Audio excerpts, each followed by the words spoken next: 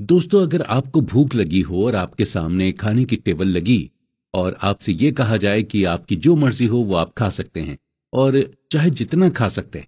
Normally जब इस तरह की सिचुएशन होती है तो एक इंसान अपनी भूख से ज्यादा खाने लगता है और जिसका नतीजा ये होता है कि उस इंसान का पेट खराब हो जाता है या फिर वोमिटिंग करने लगता है। खाने की टेबल को देखकर उसे ये अंदाजा ही नहीं होता कि उसे कितना खाना है और कितना नहीं। ठीक इसी तरह का बिहेवियर हम पैसे के साथ भी करते हैं। जब हमारे पास पैसे का फ्लो बनने लगता है तो हम यही सोचते रहते हैं कि हमारे पास और ज्यादा पैसा है। और ज्यादा पैसे कमाने के लिए हम रिस्क पर रिस्क लेते चले जाते हैं। हम लालच में आ जाते हैं। हमें ये मालूम ही नहीं होता कि हमें कहां पर खुद से इनफ बोल देना चाहिए। जितने भी लोग अमीर हुए हैं वो कभी भी पैसे के पीछे नहीं भागते, बल्कि वो पैसे को अट्रैक्ट करते हैं अपनी मेहनत से, अपनी समझदारी से, और वो खुद को ज्यादा पैसे कमाने से रोकते भी हैं। और शायद यही वजह है कि उनके पास और पैसा आता ही जाता है।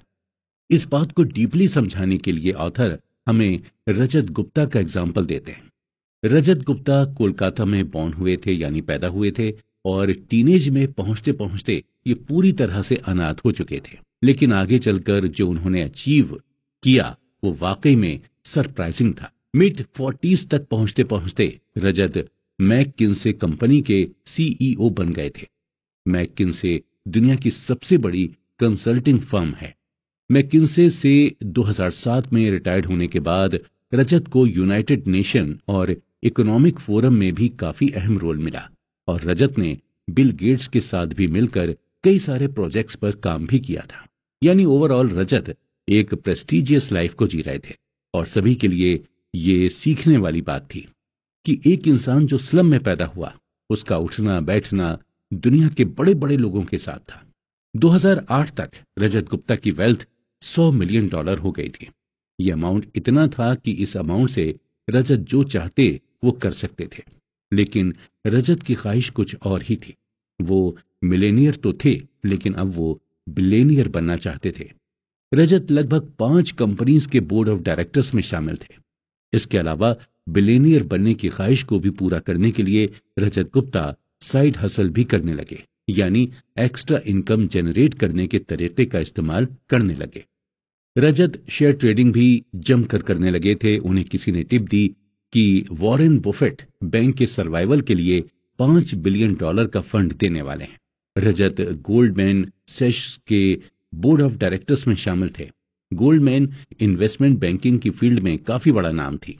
रजत को जब ये पता चला कि वॉरेन बफेट गोल्डमैन बैंक में इन्वेस्ट भी करने वाले हैं, तो उन्होंने फंड मैनेजर राज राजारत्नम को फोन करके बताया, और फिर राज राजारत्नम ने अपने लिए और रजत गुप्ता के बिहाव पर गोल्डमैन के टोटल 1,75,000 शेयर खरीद लिए, और फाइनली गोल्डमैन के शेयर के प्राइस बढ़ गए। रजत ने इस टोटल 17 मिलियन का प्रॉफिट कमाया और राजा रत्नम ने $1 मिलियन का प्रॉफिट कमाया। जब ये बात सिक्योरिटी एक्सचेंज कमीशन को पता चली तो इनसाइडर ट्रेडिंग के एलिगेशंस में रजत गुप्ता और राजा रत्नम दोनों को ही जेल हो गई। जो रेपुटेशन रजत ने इतने सालों से कमाई थी वो सब कुछ थोड़े ही दिनों में मिट्टी में मिल गई। अगर ऑथर की माने तो आपको अपने पास ऐसे कई सारे एग्जाम्पल मिलेंगे जिनके पास पैसे की कोई भी कमी नहीं रहती है, लेकिन फिर भी वो ज्यादा से ज्यादा कमाने के चक्कर में खुद को ही बर्बाद कर देते हैं। और इसकी सिर्फ यही वजह है कि उन्हें साइकोलॉजी ऑफ मनी नहीं पता होती। जब आपके पास बहुत ज्यादा पैसे आ जाएं, तो एक ऐसा टाइम आता है जहां पर आपको इनफ बोलना पड़ता है। अगर आप खुद को रोकेंगे नहीं तो आप पैसों के जाल में फंसते चले जाएंगे, और नतीजा ये होगा कि आप अपनी इज्जत भी गंवाएंगे और अपना पैसा भी। आपको 4 चीजें हमेशा ध्यान में रखनी होंगी। पहली है, the hardest financial skills is getting the goal post moving. यानी जब आपके पास ज्यादा पैसा आ जाए तो आपको ज्यादा का लालच नहीं करना चाहिए। आपको धीरे धीरे आगे के गोल पर काम करना चाहिए। एम्बिशन पर ज्यादा सेटिस्फेक्शन पर फोकस करना चाहिए।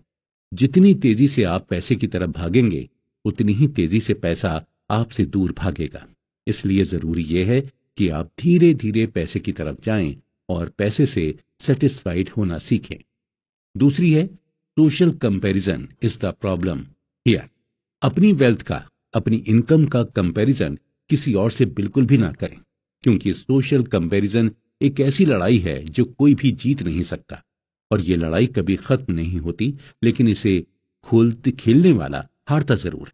आप अपने पैसे का कंपैरिजन करके खुद को ही मेंटली परेशान करते हैं। तीसरी है, enough is not too little. Enough के थ्रू आपको ये रियलाइज करना होता है कि अगर आपने अपने आप को ज्यादा से ज्यादा पैसे कमाने के लिए पुश किया, तो एक ऐसा पॉइंट आएगा जहां पर आपको रिग्रेट होगा। जैसे हमने शुरू में कहा था कि आप उतना ही खाना खाइए जितना कि आप डाइजेस्ट कर सकें। इसलिए आपको पता होना चाहिए कि आपको कहां पर खुद को रोकना है। और चौथी है, there are many things never worth risking no matter the potential gain. Rajat Gupta जब जेल से छूटे तो उन्होंने यही स्टेटमेंट दिया था कि हमें किसी चीज से अटैचमेंट नहीं रखनी चाहिए, वो चाहे रेपुटेशन की अटैचमेंट हो या पैसों की अटैचमेंट हो। कुछ ऐसी चीजें हैं जो इनवैल्यूएबल हैं, जैसे हमारी फैमिली, सोसाइटी में हमारी रिस्पेक्ट, फ्रीडम और इंडिपेंडेंस। ये सभी चीजें हमें बड़ी ही मुश्किल से मिलती हैं, और हमें तभी रिस्क लेना चाहिए जब हमें ये लगे कि हमारे रिस्क लेने से इन इनवैल्यूएबल चीजों पर कोई असर नहीं पड़ेगा। आप जरा खुद सोचिए कि ऐसा रिस्क लेने से क्या फायदा जहां पर आपकी इज्जत दांव पर लगे, या फिर आपकी फैमिली को प्रॉब्लम हो जाए, या आपकी फ्रीडम खत्म हो जाए। इसलिए जब भी कोई रिस्क लें तो इन सब चीजों के बारे में जरूर सोचें। सेटिस्फाई होना सीखें और पैसे को अट्रैक्ट करना सीखें। और पैसे को आप अट्रैक्ट तभी कर पाएंगे जब आप उसके पीछे भागना। कॉन्फाउंडिंग कंपाउंडिंग। दोस्तों, एग्जाम से पहले एक रात पढ़ाई करके आप अच्छे नंबरों से पास हो सकते हैं, लेकिन टॉपर बनने के लिए आपको लगातार रोजाना पढ़ाई करनी होती है।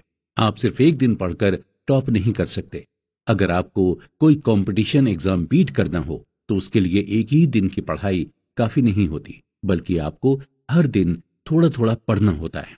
तभी जाकर आप कंपटीशन बीट कर पाते हैं। ठीक इसी तरह का कॉन्सेप्ट पैसे के साथ भी है।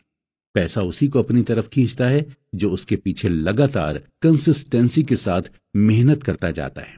अगर आपको सही मायने में वेल्दी होना है तो आपको रोजाना पैसे कमाने के लिए मेहनत करनी होगी।